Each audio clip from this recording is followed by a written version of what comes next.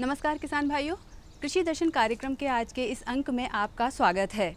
किसान भाइयों, जैसा कि आप जानते हैं कि हम अपने इस कार्यक्रम में आपको कृषि से संबंधित नवीनतम और सामयिक जानकारियों से अवगत करवाते हैं। तो ऐसी ही कृषि से संबंधित नवीनतम जानकारियों से सजा सवरा है हमारा आज का ये अंक। तो कार्यक्रम की शुरुआत करते हैं मंडी भाव के साथ खबरें खेती की से।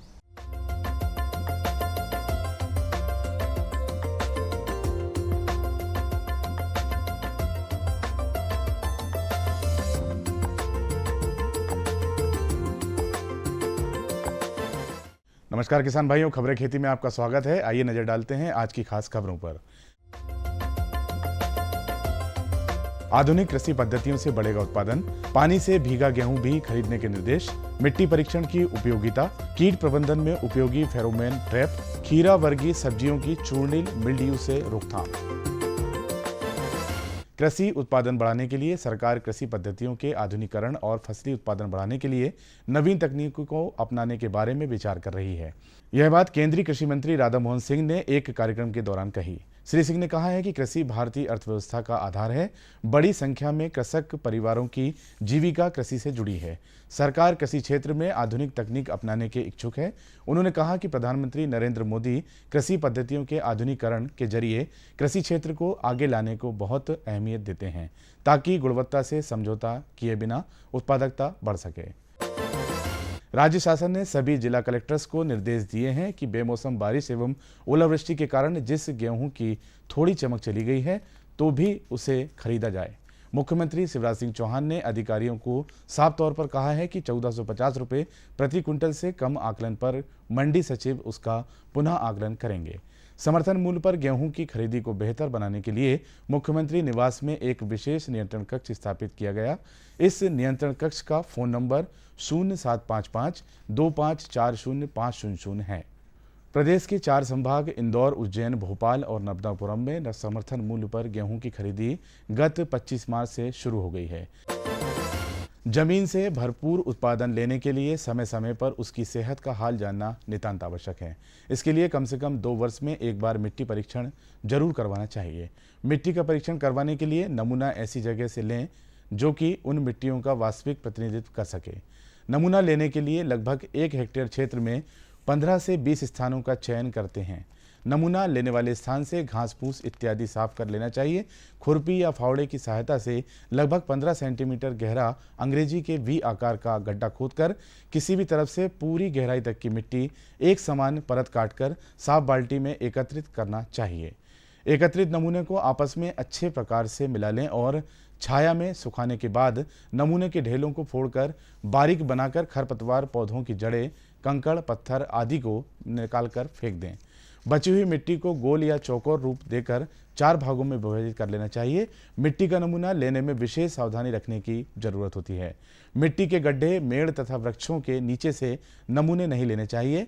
ऐसे क्षेत्र जहां अधिकतर समय पानी भरा रहता हो वहां से नमूने एकत्र ना करें। एकत्रित मृदा नमूने को ना तो उर्वरकों के बोरे के पास रखना चाहिए और ना ही उन पर सुखाना चाहिए। नमूने लेते समय इस बात का विशेष ध्यान रखना चाहिए कि किस क्षेत्र में उर्वरक का प्रयोग किया गया है तथा किस में नहीं। मिट्टी को किसी साफ पॉलीथीन या कपड़े की थैली में भरकर उसमें पहचान के लिए सूचना पत्रक को अंदर डालकर प्रयोगशाला में भेज देना चाहिए। फसलों में कीट रोग प्रबंधन के लिए फेरोमोन ट्रैप एक अत्यधिक प्रभावी जैविक नियंत्रण है। इसके उपयोग से कृषि रक्षा उपचार हेतु रसायनों के अनावश्यक छिड़काव एवं उस पर होने वाले खर्चे में कृषक बच सकते हैं। साथ ही पर्यावरण को होने वाले नुकसान से भी बचाया जा सकता है। फेरोमोन ट्रैप से कीड़ों की मुड़न विस्तार को रोका जा सकता है एवं इनमें होने वाली क्षति को रोकने से मदद मिलती है एवं उत्पादन स्वतः 10 से 20% बढ़ जाती है। फेरोमोन द्वारा कीड़ों का आकलन करके हर कोई आवश्यकता अनुसार रासायनिक उपचार से बच सकता है।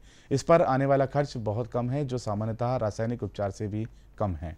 फेरोमोन ट्रैप के उपयोग में विशेष सावधानी रखने की जरूरत होती है। फेरोमोन को 1 माह में एक बार अवश्य बदल देना चाहिए। फेरोमोन ट्रैप को ठंडे एवं सूखे स्थान पर भंडारित करना चाहिए। इस बात को सुनिश्चित करते रहें कि कीट एकत्र करने की थैली का मुंह बराबर खुला रहे और खाली स्थान पर बना रहे, जिसमें अधिकाधिक कीड़े एकत्र कर नष्ट किए जा सकें। खीरा वर्गीय सब्जियों को चूर्णिल मिल्ड्यू रोग से अत्यधिक नुकसान होता है। यह एक फफूंद एरिसाइफी सिकोरेसियरम के द्वारा होता है। खीरा वर्गीय सभी फसलें इससे प्रभावित होती हैं, लेकिन करेला इस रोग से कम प्रभावित होता है। इस रोग में पुरानी पत्तियों की निचली सतह पर सफ़ेद धब्बे नजर आते हैं। धीरे धीरे इन धब्बों की संख्या एवं आकार बढ़ जाता है तथा बाद में पत्तियों के दाने और चूर्णिल वृद्धि दिखाई पड़ते हैं। ये पत्तियां पीली पड़ जाती हैं तथा इनकी सामान्य वृद्धि रुक जाती है। जब नई पत्तियों पर इसका आक्रमण होता है तो ये हरी महीन हो जाती हैं तथा पौधा मर जाता है। इसके नियंत्रण के लिए रोगी पौधों को इकट्ठा करके जला देना चाहिए। कद्दू एवं तरबूज में गंधक का चूर्ण 20 से 25 किलोग्राम प्रति हेक्टेयर की दर से भुरकना चाहिए। खरबूजा, खीरा एवं अन्य फसलों के लिए कैराथेन 0.2% का छिड़काव या 25 से 30 किलोग्राम प्रति हेक्टेयर की दर से कैराथेन का भुरकाव करें। रोग रोधी किस्में लगाना चाहिए। तो किसान भाइयों, आप देखिए मंडी भाव और मुझे दीजिए आज्ञा। नमस्कार।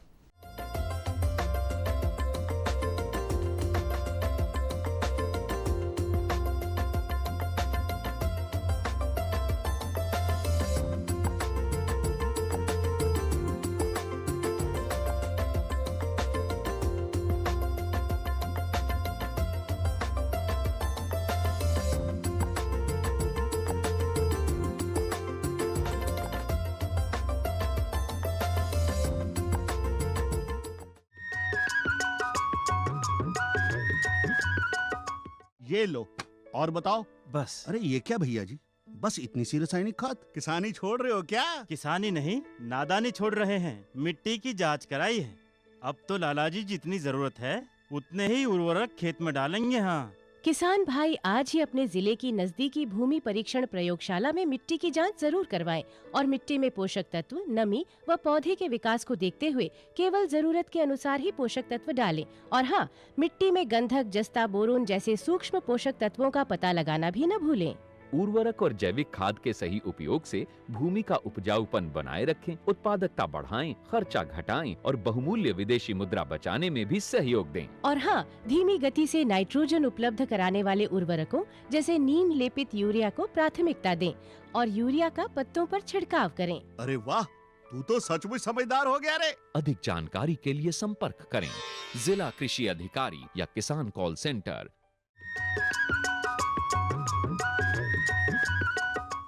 किसान भाइयों, बदलते मौसम के अनुसार कृषि कार्यों में बदलाव आता ही है। तो इस मौसम को ध्यान में रखते हुए आपको कौन कौन से कृषि कार्य करने चाहिए तथा आगामी मौसम के अनुसार कौन कौन सी तैयारियां की जानी चाहिए, इस बारे में जानकारी दे रहे हैं हमारे विशेषज्ञ डॉक्टर R.P. वर्मा। किसान भाइयों, आज मैं आपसे कुछ सामयिक चर्चा करना चाहूँगा। अभी कुछ दिन पहले बारिश हो गई थी तो कई जगह किसान भाइयों के यहाँ काफ़ी नुकसान हुआ था, लेकिन कई किसान भाइयों को इसका फ़ायदा भी हुआ। जैसे जहाँ बारिश थोड़ा कम हुई है वहाँ पे खेत जो है नरम पड़े हैं, तो किसान भाइयों आपको सलाह दी जाती है कि इस समय जो खेत नरम पड़े हुए हैं वो आपने फसल यदि खेत में से उठा ली है तो इस समय आप लोग गर्मियों की जो गहरी जुताई है बहुत आसानी से कर सकते हैं। गर्मियों की जुताई जो है मिट्टी पलटने वाले हल से की जाती है और इससे खेत में इस समय निश्चित रूप से आप देख रहे हो खेतों में बहुत प्रकार के नीदा आ गए हैं, घास फूस कई प्रकार के हो गए हैं। और जब ये घास फूस जब हमारी फसल पकने को होती है उस समय किसी कारणवश या असामयिक रूप से वर्षा हो जाती है तो निश्चित रूप से मानिए कि खेतों में घास फूस हो जाते हैं। तो जब भी हम लोग खेतों में देखते हैं तो इस समय घास काफ़ी है खेतों में, कई प्रकार के खरपतवार नाशक विशेषकर गाजर घास भी खेतों में निकल गया है और चीला जिसको हम लोग बथुआ के नाम से कहते हैं तो वो भी खेतों में बहुत है। तो इसका एक ही उपाय है किसान भाइयों कि मिट्टी पलटने वाले हल से आप इसमें अच्छा प्लाऊ कर देंगे तो इससे इसके जो बीज हैं, जो आपके खेत में बीज हैं, वो बीज खत्म होंगे पहला। दूसरा जो है, गर्मियों में गहरी जुताई करने से इसमें जो खेत में जो कीड़े हैं, कीड़ों के जो अंडे हैं वो खेत में रहते हैं, तो वो निश्चित रूप से मानिए जब तापक्रम 42 डिग्री सेंटीग्रेड से ऊपर होता है तो जो खरपतवार नाशकों के जितने भी बीज हैं और कीटनाशकों के जो अंडे हैं, जो कोकून है, जो इल्लियाँ हैं, बारीक बारीक इल्लियाँ जो खेत में पड़ी रहती हैं वो इल्लियाँ खत्म हो जाती हैं। और इसमें गर्मियों में जुताई करने से आपका जो खरीफ है, खरीफ में निश्चित रूप से मानिए नीदों की संख्या जो है, खरपतवारों की संख्या आधी हो जाती है। इसमें ध्यान रखें किसान भाइयों कि हर साल आपको गहरी जुताई नहीं करना है। गहरी जुताई यदि हम हर साल करते हैं तो खेत में हमारे जीवांश की मात्रा है या हमारे जो फायदे वाले जीवाणु हैं उनके वृद्धि के ऊपर भी विपरीत प्रभाव पड़ता है। इसलिए गर्मियों की गहरी जुताई है उसको हम लोग जो है 3 साल में एक बार अनुशंसा करते हैं। जिन किसान भाइयों ने पिछली साल खेतों में जिस खेत में जुताई की है उसको इस साल जो है उस खेत में गहरी जुताई बिल्कुल नहीं करना है। बाकी जिन खेतों में गहरी जुताई नहीं हुई है गए साल, उन खेतों में हम लोग जो है अनुशंसा करते हैं किसान भाई अपने खेत में मिट्टी पलटने वाले से जोतेंगे, जुताई करेंगे तो निश्चित रूप से खेत में कई प्रकार के फायदे होंगे। इसके साथ ही किसान भाइयों, बहुत सारे किसानों ने इस बार जो है जो अभी बारिश हो गई थी उसका फ़ायदा उठाते हुए मूंग की खेती की है। और मूंग जब भी हम देखते हैं तो खेतों में मूंग की फसल बहुत अच्छी लहला रही है। और यदि अब किसान बोना चाहता है तो अब निश्चित रूप से हम लोग गर्मियों की मूंग बोने में निश्चित रूप से लेट हो रहे हैं, तो आपको सलाह दी जाती है कि मूंग की बोनी अब न करें। इसके पीछे कारण ये है कि जब हमारी मूंग की फसल में फूल आते हैं तो फूल वाली अवस्था पर यदि तापक्रम 40-42 डिग्री सेंटीग्रेड से ऊपर होता है तो निश्चित रूप से मानिए कि उसमें फूल झड़ने की आशंका रहती है और उपज पर विपरीत प्रभाव पड़ता है। इसलिए जो किसान भाइयों ने बो दी है मूंग उसी में संतुष्ट रहें। और उस मूंग में जो है आप देख रहे होंगे गर्मियों में विभिन्न प्रकार के रस चूसने वाले कीड़ों का प्रकोप होता है, जैसे विशेषकर जो हरे मच्छर हैं, चेपा है और माहू, हरा माहू, ये कीड़ों का प्रकोप होता है। हालांकि इल्लियों का प्रकोप इस बार चने में भी बहुत कम हुआ था और आपका सोयाबीन भी बहुत कम हुआ था, तो निश्चित रूप से जो है मूंग में भी इल्लियों का प्रकोप बहुत कम होगा। रस चूसने वाले कीड़ों का प्रकोप मुख्यतः होता है। कई बार आपने देखा होगा कि जो है खेत में जो पत्तियां मूंग की पीली पड़ जाती हैं, तो खेत में जो पत्तियां पीली पड़ती हैं उसको हम पीला विषाणु रोग कहते हैं। हालांकि ये नई किस्म जो निकली है TJM3, हम1, हम2, हम3, इन किस्मों में जो है PDM39 है, इन किस्मों में जो है ये पीला विषाणु रोग का प्रकोप नहीं होता। लेकिन दूसरी किस्में जो किसान भाइयों ने लगाई हैं उन किस्मों में पीले विषाणु रोग का प्रकोप हो सकता है। और इसका जो है ये विषाणु रोग है, इसको हम लोग रोक नहीं सकते। इसका फैलाव जो होता है रस चूसने वाले कीड़ों से होता है, विशेषकर सफ़ेद मक्खी। यदि खेत में सफ़ेद मक्खी का प्रकोप है तो निश्चित रूप से मानिए और खेत में जो बीमारी आ गई है तो वो सफ़ेद मक्खी या दूसरे रस चूसने वाले कीड़े हैं वो इस रोग को, इस बीमारी को फैलाते हैं खेत में। इसलिए सबसे पहले हम लोग इंतजाम करते हैं रस चूसने वाले कीड़ों का। किसान भाइयों, यदि 10 से 12 दिन के अंतर से आप लोग नीम के तेल का भी स्प्रे करें। हर 15 दिन बाद 5 ml नीम का तेल 1 लीटर पानी में घोल बनाएं, उसमें थोड़ा सा चिपको डाल दें। निश्चित रूप से मानते हैं कि नीम का तेल एकदम घुल नहीं पाता है, तो आपको जो है जो घोल बनाएंगे, घोल जो है आपको ड्रम में बनाना पड़ेगा। और ड्रम में जो है 5 ml 1 लीटर पानी के हिसाब से घोल बनाएंगे आप। मान लीजिए 100 लीटर पानी है तो आपका 500 ml जो है मिलीलीटर जो आपका नीम का तेल लगेगा। उसको 50 बार ऐसे घड़ी की सुई की दिशा में घुमाएं और 50 बार घड़ी के विपरीत दिशा में घुमाएंगे तो निश्चित रूप से मानिए वो जो है आपका घोल अच्छा बनेगा। और इसके साथ में ही आपको थोड़ा सा चिपको का उपयोग जरूर करना है। यदि चिपको का उपयोग करेंगे तो किसान भाइयों वो आपकी फसल में जब हम स्प्रे करेंगे तो वो आपकी फसल पे जो है एकदम गिरेगा नहीं, आपके फसल में रहेगा। और नीम के तेल से निश्चित रूप से मानिए कि इसका पत्तियों का जो स्वाद है वो कड़वा हो जाएगा, और जब कड़वा हो जाएगा तो रस चूसने वाले कीड़ों का प्रकोप आपके खेत में कम होगा। लेकिन किसान भाइयों, ऐसा भी नहीं है कि हमारी फसल में जो है जब आर्थिक हानि स्तर से कीड़ों की संख्या बहुत ज़्यादा बढ़ रही है और किसान भाई परेशान है कि नहीं यार तो उपज में कमी हो सकती है, तो ऐसी परिस्थितियों में हम लोग जो है अंत्य प्रवाही विष का देते हैं। अंत्य प्रवाही विष जो होता है जो पूरे के पूरे पौधे को जो जहरीला कर देता है, तो इसमें क्लोरोपाइरीफास दे सकते हैं हम लोग। और रोगोर जो है ना 1.5 ml या क्लोरोपाइरीफास 1.5 ml 1 लीटर पानी में घोल बनाने के लिए मैंने आपसे पहले निवेदन किया था कि घोल आप ड्रम में बनाएंगे। यदि अधिकतर किसान भाई हमारे क्या करते हैं कि घोल जो है पंप में बनाते हैं, तो पंप में कभी भी कीटनाशक का घोल पानी के साथ में मिल नहीं पाता है। ड्रम में बनाएंगे और 1 हेक्टेयर में कम से कम मूंग की फसल में इस समय 600 लीटर पानी में घोल बनाएंगे तो निश्चित रूप से मानिए आप उसमें छिड़काव करेंगे तो आपकी मूंग की फसल में रस चूसने वाले कीड़ों का प्रकोप बिल्कुल नहीं होगा और आपको उपज बहुत अच्छी मिलेगी।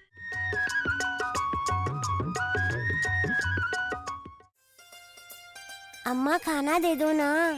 सबर कर गोलू, अभी दाल नहीं गली है। तू फिक्र ना कर गोलू की अम्मा, अब की बार अपनी दाल खूब गलेगी। क्या मतलब जी? अब की बार NFSM के तहत दाल की पैदावार को बढ़ाने के तरीकों को दिखाने के लिए देश में 1000 क्षेत्र चुने गए हैं, जिसमें हमारा इलाका भी आ गया है।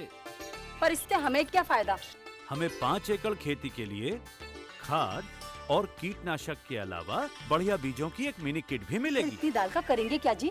अरे भगवान, सरकार ने दलहन का समर्थन मूल्य भी खूब बढ़ा दिया है। और इनकी खरीद का भी पूरा इंतजाम कर लिया है। इससे आमदनी बढ़ेगी और फिर हमारा गोलू अच्छे स्कूल में जाकर के कृषि वैज्ञानिक बनेगा। हाँ,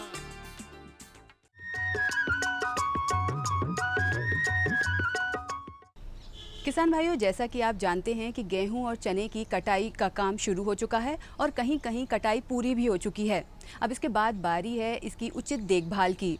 इसकी गहाई किस तरह से की जाए और गहाई के बाद इसका भंडारण किस तरह से किया जाए, इसके बारे में जानकारी दे रहे हैं हमारे विशेषज्ञ डॉक्टर मनीष कुमार। इस समय बारिश का मौसम बार बार बन रहा है और हमारे चने और गेहूं की जो फसल है वो खलिहान में पड़ी हुई है। क्योंकि बार बार पानी होने की वजह से उसमें नमी आ रही है और नमी आने से हमारे जो भंडारण वाले कीट हैं उनका आक्रमण ज़्यादा बन जाता है। इसमें लगभग 1 दर्जन कीट जो नुकसान पहुंचाते हैं, उसमें से हमारा 20 से 25% खाद्यान्न जो है क्षतिग्रस्त हो जाता है। तो इन सब चीज़ों को ध्यान में रखते हुए कुछ प्रमुख कीट लगते हैं। जैसे आपके चने के लिए चने का दोहरा है, मूंग का दोहरा लगता है। ये क्या करता है, दाने के बीच में एक एक अंडा दे देता है और 2 से 4 दिन बाद इस अंडे से सूड़ी निकलती है और सूड़ी वो चने के अंदर हो जाती है और उसको खोखला कर देती है। अगर बीज में नमी 10% से अधिक है तो इसका आक्रमण ज़्यादा होता है। तो हमको ध्यान इस कीट से बचाव के लिए हमें ये रखना है कि बीज या दाने के लिए जिसमें भी आप जिस चीज़ के लिए आप उपयोग में ला रहे हों उसको अच्छी तरह से धूप में सुखा लें। और सबसे अच्छी पहचान यही होती है कि जब हम दाने को दांत से तोड़ते हैं तो हल्की सी कट की आवाज़ आती है, तो हम समझ जाएंगे कि दाने में 10% से ज़्यादा नमी नहीं है। ऐसी कंडीशन में हम भंडारण करेंगे। और इसी के साथ साथ आप गेहूं की सूड़ी का भी अटैक बहुत ज़्यादा होता है, आक्रमण बहुत ज़्यादा होता है। ये सूड़ी जो है गेहूं को खोखला कर देती है और अंदर इसके आटा निकलता है और अगर इसको कोई खा लेता है तो बीमारी उसको हो जाती है, लूज मोशन वगैरह इसमें हो जाता है। अतः इसको ना खाएं। अगर इस तरह का प्रकोप है तो गेहूं के दानों को भी इसी तरह से सुखाएं और अगर कट से आवाज़ आती है तो हम समझ जाएंगे कि हमारा ये जो बीज है, ये दाना है, ये पूर्ण रूप से सूख गया है। फिर उसके बाद जब हम पूरी तरह से दानों को सुखा लें तो भंडारण करते समय हमें कुछ बातों को ध्यान में रखना है। बीज या दाने अगर बीज के लिए कर रहे हैं या दानों के लिए कर रहे हैं, अच्छी तरह से हमें धूप में सुखाने के बाद जहाँ भी हम भंडारण कर रहे हैं तो पहले से हम स्थान चयन कर लें। स्थान चयन करने से पहले अगर आप घर के अंदर या कच्चे अगर कुठले हैं तो उनको हम धूप में सुखा लें। सुखाने के बाद मेलाथियन का घोल बना करके उसके चारों तरफ, या अगर मेलाथियन आपके पास नहीं है तो चूना या कलई जो आती है उसका घोल बना करके हम उसमें पुताई अवश्य कर दें। इसी तरह से अगर आप बैग में भंडारण करना चाहते हैं तो बैग को धूप में सुखा लें। सुखाने से पहले बैग को कस के हिलाएं। हिलाने से क्या होगा कि जो अंडे या इल्ली होगी वो सब नीचे गिर जाएगी और धूप में सुखाने से ये पूरी तरह से नष्ट हो जाएंगे। उसके साथ साथ मेलाथियन का एक छिड़काव उसमें कर देंगे तो ये अंडे भी आपके उससे नष्ट हो जाएंगे और इल्ली भी पूरी तरह से ख़त्म हो जाएगी। तो जब भी हम भंडारण करेंगे तो ये कीड़ों का प्रकोप नहीं होगा। अब अगर आप पक्के कुठलों या किसी अन्य कुठारी में अगर भंडारण करना चाहते हैं तो उसकी भी अच्छी तरह से आप सफाई कर दें।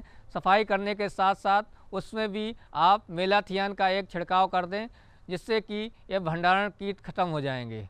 और यदि आप खुला भंडारण करना चाह रहे हैं तो दीवार को चूने से पुताई अवश्य कर दें जिससे कि ये जो कीट सुस्ता में पड़े रहते हैं ये पूरी तरह से नष्ट हो जाएंगे और हमारा भंडारण बच जाएगा।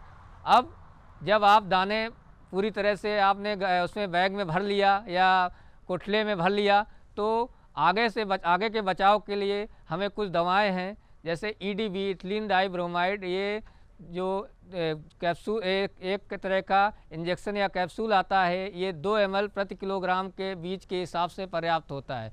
तो इस अनुमान से आप उसमें रख दें तो आपको 2 से 3-4 महीने तक आपका भंडारण कीट का प्रकोप नहीं होगा। अगर फिर भी अगर होता है तो आपको बीच में आप उसमें देखें, अगर भंडारण शुरू हो गया है तो यही दवा फिर से रिपीट कर सकते हैं। उसके अलावा किसान भाई कुछ देसी दवाओं का भी आप उपयोग कर सकते हैं। जैसे नीम की पत्तियां हैं, नीम की पत्तियों को आप छाया में सुखा लें। सुखाने के बाद उसको कपड़े में पोटली बना लें। पोटली बनाने के बाद छोटी छोटी पोटली, और ये ध्यान ये रखना है कि नीम में नमी न रहे। अगर नमी रहेगी तो उसमें जो कीड़े हैं उसका प्रकोप फिर से शुरू हो जाएगा। तो उसकी जब नमी पूरी तरह से चली जाए तो कपड़े में बंधी हुई पोटली को आप जहाँ भी भंडारण कर रहे हो, या बोरे में कर रहे हो या कोठली में कर रहे हो, उसके अंदर उसको दबा करके और उसको ढक करके रख दें। उसके साथ साथ एक लहसुन है, लहसुन को भी आप, लहसुन की जो आप उथिया होती है उसके जौ को आप उसका छिलका निकाल लें। निकालने के बाद कपड़े में बांध करके उनको भी आप अंदर कर सकते हैं। या अगर बीज के लिए आप भंडारण कर रहे हैं तो नीम ऑयल, नीम का तेल, जो तेल आता है, जैसे आप अगर मूंग या उर्द का भंडारण कर रहे हैं तो नीम के तेल से अगर उसमें मिला दें, ये 1 से 2 ml नीम का तेल प्रति किलोग्राम बीज के हिसाब से उसमें अच्छी तरह से मिला दें। मिलाने के बाद भंडारण करें तो इन कीटों का प्रकोप नहीं होगा। इसी तरह से आपको ध्यान ये रखना है, जहाँ भी भंडारण कर रहे हैं वहाँ पे नमी नहीं आनी चाहिए। खिड़कियाँ, दरवाजे पूरी तरह से बंद होने चाहिए। बरसात के दिनों में विशेष ध्यान रखना है, क्योंकि बरसात के दिनों में हमारे जो कोठले होते हैं उनमें नमी आ जाती है और ये भंडारण कीट का आक्रमण फिर से चालू हो जाता है। तो ऐसी कंडीशन में सबसे पहले ध्यान देना है, जहाँ से पानी या नमी आती है उनको अच्छी तरह से हम पॉलीथीन से या किसी मिट्टी के सहारे तो उसको पैक कर दें, जिससे कि वो हवा और नमी उस गनी बैग में नहीं आएगी, और बैग में नहीं आएगी तो आप उनसे बच सकते हैं। इसके अलावा कुछ इक्विपमेंट, जो ट्रैप भी आते हैं, जिससे कि हम पहचान सकते हैं कि हमारे बोरे में कीड़ों का प्रकोप हो रहा है। ऐसे ट्रैप जो होते हैं, जालीनुमा ट्रैप होते हैं लंबे से, उनको अगर आप बोरे में डाल देंगे तो स्वतः आपके उसमें कीड़े आ जाएंगे। क्योंकि बीच में स्पेस कम होता है तो वो कम स्पेस में वो कीड़े आ जाते हैं। और अगर ऐसे अगर आपको एक बार अगर आपने ट्रैप लगाया है, अगर उसमें से 15 से 20 अगर एक बार ट्रैप लगाने के बाद 15 से 30 कीड़े अगर उसमें आ रहे हैं, तब हम इसमें दवा रखने का सही समय है। अगर इससे कम है तो दवा रखने की ज़रूरत नहीं है, क्योंकि उतना नुकसान हमारे भंडारण कीट में नहीं होगा और हमारी फसल जो अनाज है वो पूर्ण रूप से बच जाएगा। खुशबू की फुहार में, स्वाद की बहार में, तरक्की की तानों में, खिलती मुस्कानों में, हरे भरे पौधों में, बड़े बड़े सौदों में, मधुर भिनभिनाहट में, खुशियों की आहट में। NHM बागवानी मिशन, हमारी चाहत, आपकी मुस्कुराहट।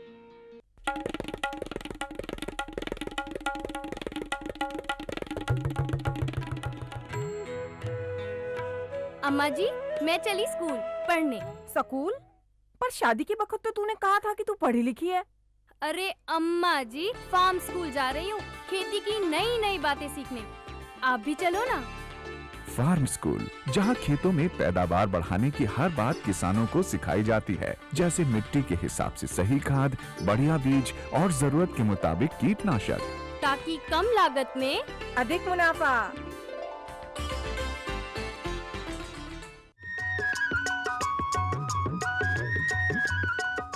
तो किसान भाइयों, आशा है कि आज का कृषि दर्शन कार्यक्रम का ये अंक आपको ज़रूर पसंद आया होगा और आप इससे ज़रूर लाभान्वित होंगे। आपके पत्रों और सुझावों का हमें इंतज़ार रहेगा। पत्र व्यवहार के लिए हमारा पता है कार्यक्रम कृषि दर्शन, द्वारा निदेशक, कमरा नंबर 4, दूरदर्शन केंद्र श्यामला हिल्स भोपाल, और हमारा पिन कोड है 462013। और इसी के साथ मुझे निहारिका समैया को आज्ञा दीजिए। नमस्कार।